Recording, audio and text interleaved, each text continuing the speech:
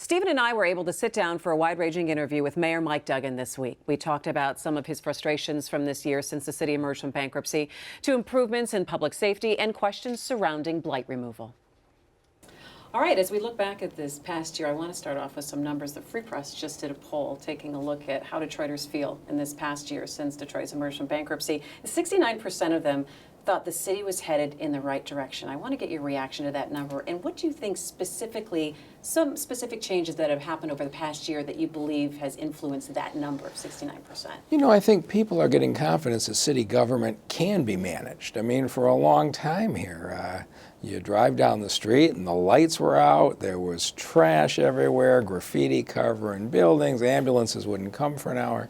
And I think it's been the cumulative effect of the services. But now ambulances are showing up in 9 minutes, half of what they were 2 years ago, and people know that. Nearly all the street lights have been replaced in the city. The parks were cut all summer.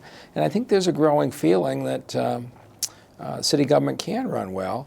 And don't discount the impact of the economic growth. The unemployment rate's gone from 19% to 13% in the last couple of years. So we got a ways to go. State average is still 5%, but there are a lot more people working today than there were 2 years ago, and I think that's helping as well. I want to talk a little bit about city services, because it was interesting because this Free Press poll again said 48% of people say that city services are about the same, and 44% believe they're better. So Right. you've got a bit of a close area that that people are seeing Right. something. Well, only 5% think they're worse. You go back 2 Right. years, and the numbers totally different. Yeah, they were, and it depends on where you are and what you're talking about on your services. I don't think anybody, if you take a look at streetlights, our numbers are showing more than 80% of the city believes the streetlights are better. Now, if you're in a neighborhood where there's 3 occupied houses and 10 unoccupied houses, the fact the streetlights are on and the police and fire are showing up are good, but it isn't the most overriding factor in your mind as you go out of your house in the morning. And so, you know, we have a lot of work to do in the city, no question about it. Talk about some of that work that remains. Look forward to 2016, 2017. What are the things that you think you'll be able to get to that maybe people haven't seen yet? You know, I'm going to spend a huge amount of time in 2016 on the crime rate. And Chief Craig and I have in the last 6 months spent a great deal of time together. You're seeing the violence came down significantly in the second half of the year. I think the Chief's doing a great job. Poll shows the public agrees with that. You're going to see us start to bring technology to fighting crime in a way this city hasn't seen before. And so I think you're going to start to see the violence come down faster even than it has.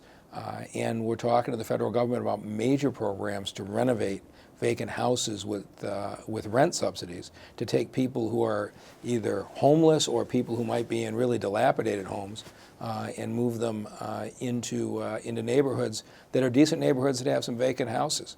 And so I think filling in the housing for our lower income folks and getting the violence down, probably going to be the 2 big push.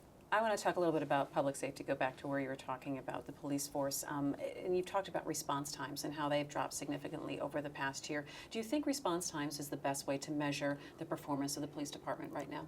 I think response times are a major factor in the approval rating you're seeing on Chief Craig. So, you know, we had a time there where it was a long time when you called 911. Now we're typically getting there in 14 to 15 minutes. So it's a help, but the answer, we have a lot more to do than that. Of course, part of my problem is we've got 220 vacancies in police officers' positions. We have the money in the budget for it. It's not a money issue, but when you were paying $31,000, we couldn't recruit cops. Last week, we had all 3 police unions agree to a new contract that's going to raise the starting police wages to $36,000. I've studied carefully what New York did to get their murder rate from 4,000 murders in 1991 to 400 today. They added police, they used technology, and they had a sustained strategy that year after year the homicides dropped from the previous year. And the chief and I have completely embraced that, and I think you're going to see results. Let's talk a little bit about neighborhood and talk about blight and I think the aggressive timeline that you've had with demolitions and getting down 7,000 well homes over 7,000 houses in over a year. But you faced criticism in recent months about the way that it was done and the bidding process. How would you respond to that? Well, the one thing I'm sure about is if you don't want to get criticized, don't try to do something. But we started out in May of 2014 and took over this program that was running at the rate of 25 demolitions a week, which would have taken 31 years to get the abandoned houses down that we have today. We said, let's dramatically ramp it up. We did a bid process in June of 14 where we put out some huge bids where people kind of bid based on the amount of space in the houses as opposed to detailed bids. That got a lot of houses down, but it created a lot of problems.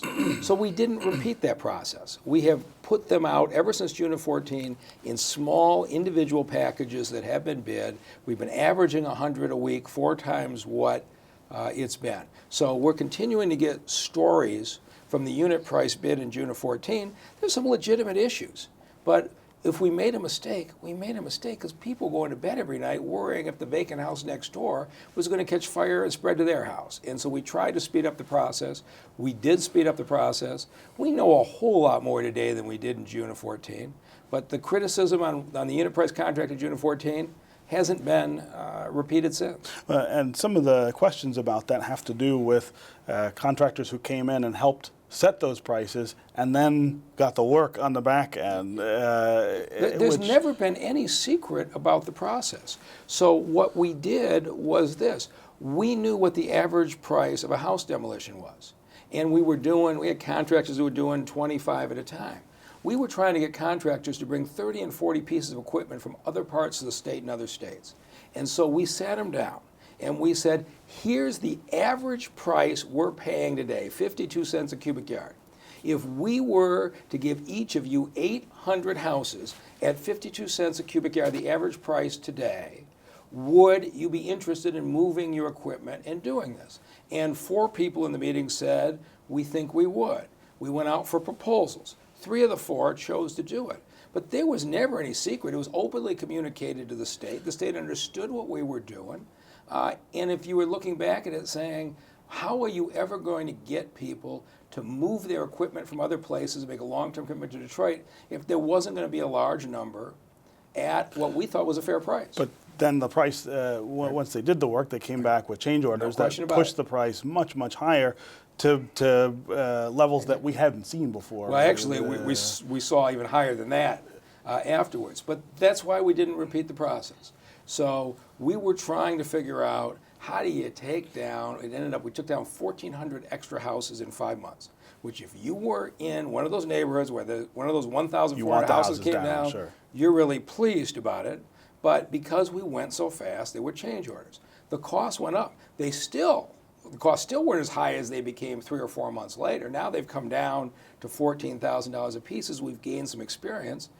But there's no question, Stephen, if I could rewind the clock, would we have done it differently? Yeah, but we hadn't tried it before. And so we were doing what we thought made sense at the time.